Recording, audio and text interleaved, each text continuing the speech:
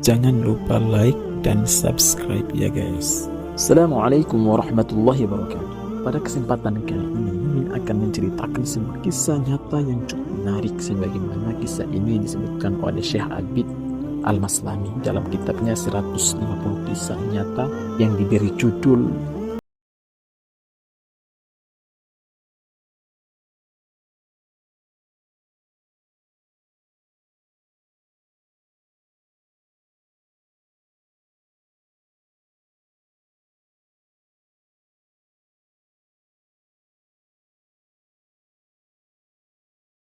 samping itu, kehidupanku juga berjalan di atas rel Islam yang benar.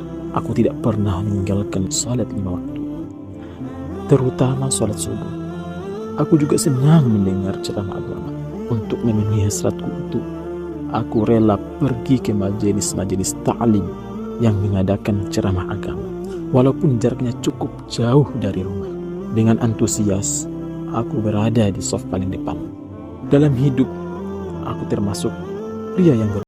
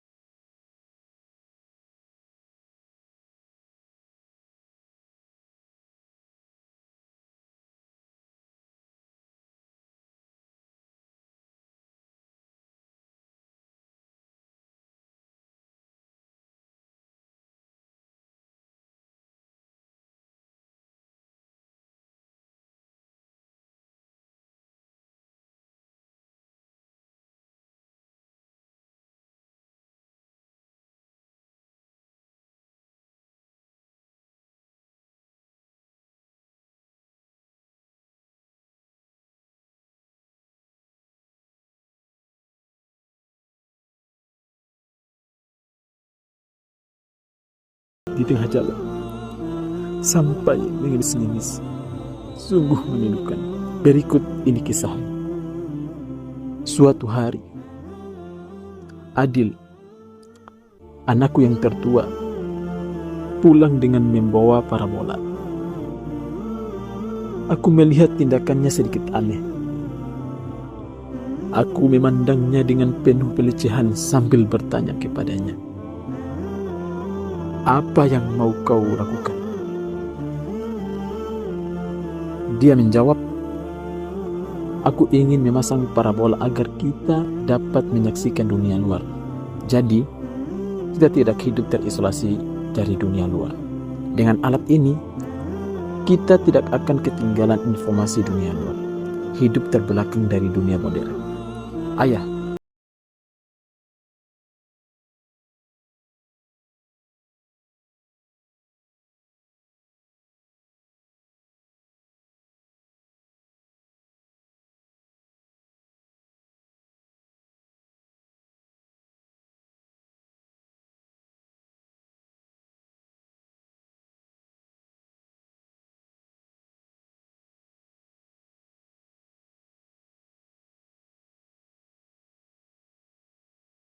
kuat mendorongnya untuk memilih program-program yang konyol.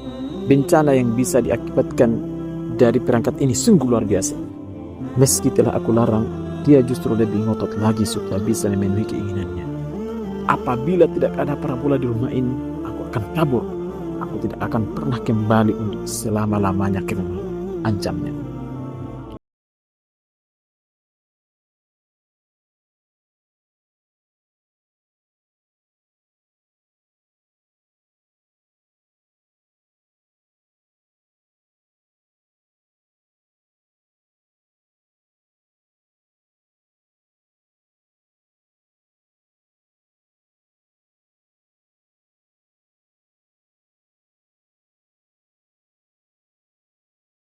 Wahai orang-orang yang beriman, sesungguhnya di antara istri-istri dan anak-anak kalian ada yang menjadi musuh bagi kalian, maka berhati-hatilah kalian terhadap mereka. Setelah mendapat tuntutan dari semua anggota keluarga, Aku lantas menemui teman-temanku. Aku meminta pendapat mereka.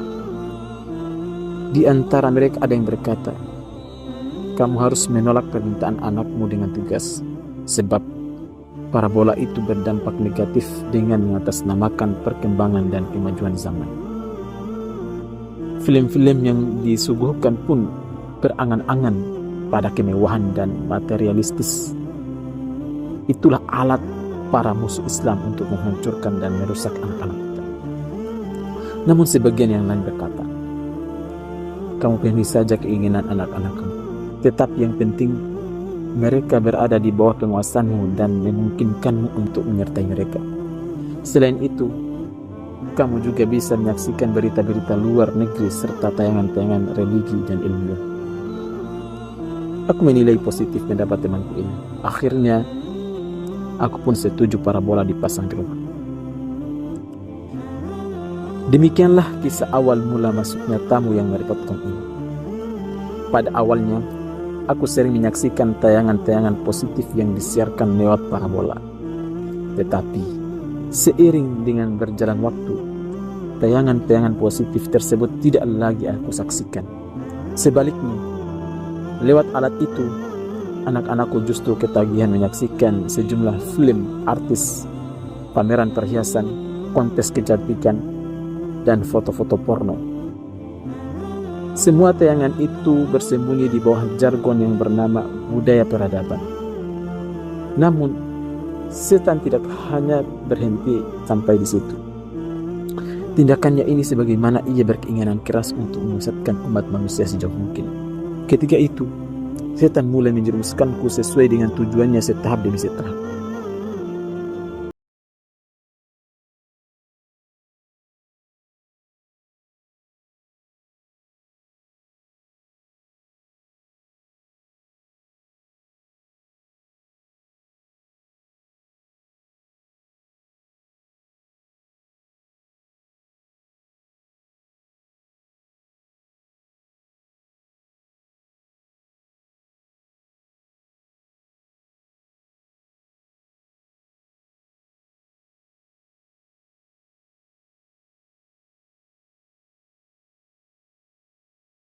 Dan anak-anakku mulai duduk sepanjang waktu untuk menyaksikan tayangan televisi yang menampilkan wanita-wanita cantik.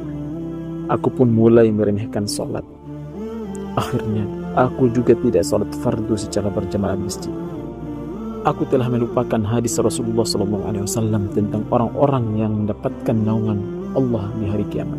Mereka itu berjumlah 7 golongan. Di antaranya yaitu seorang yang hatinya terpaut dengan masjid. Namun, yang terjadi justru sebaliknya. Meski sholat itu wajib, tetapi hatiku lebih terpaut dengan film-film, khususnya yang berbau romantisme seksual.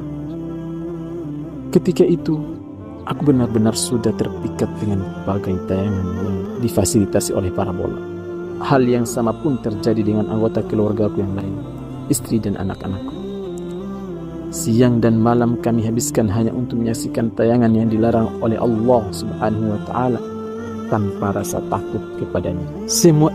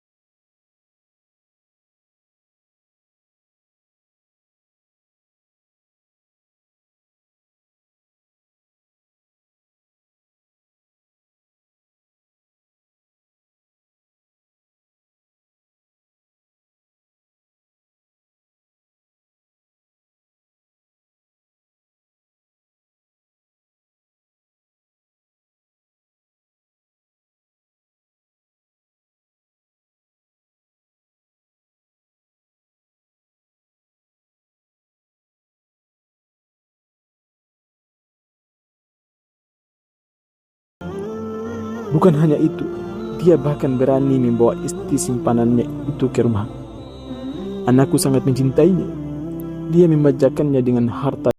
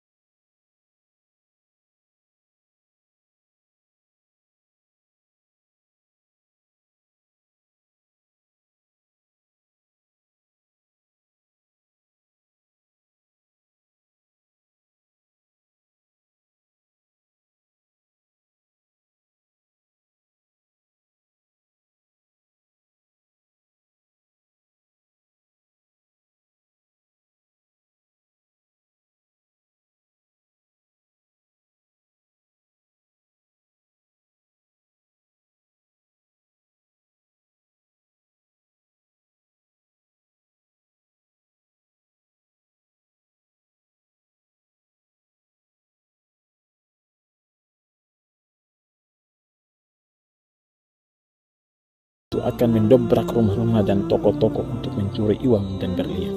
Dengan hasil curian itu, mereka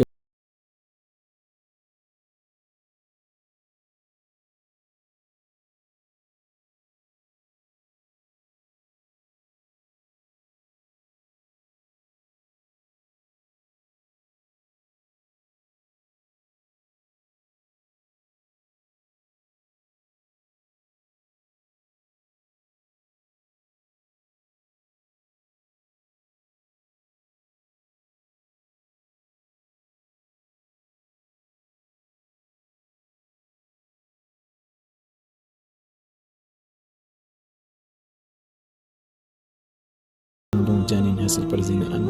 Ketika kehamilan anakku semakin membesar, si pemuda justru lari darinya. Sementara itu, anakku sendiri kabur dari rumah dengan menanggung aib atas perbuatannya.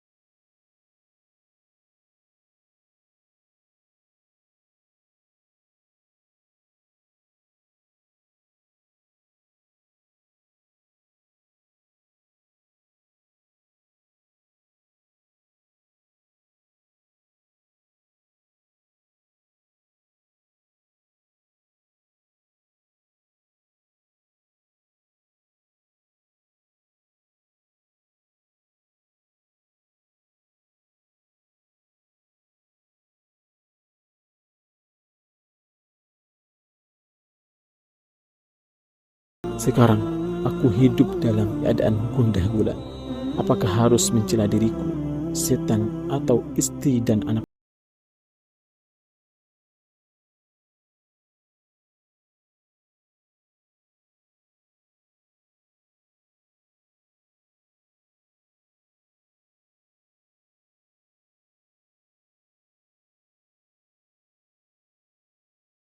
Semoga kita semua dapat mengambil ibrah dan manfaat.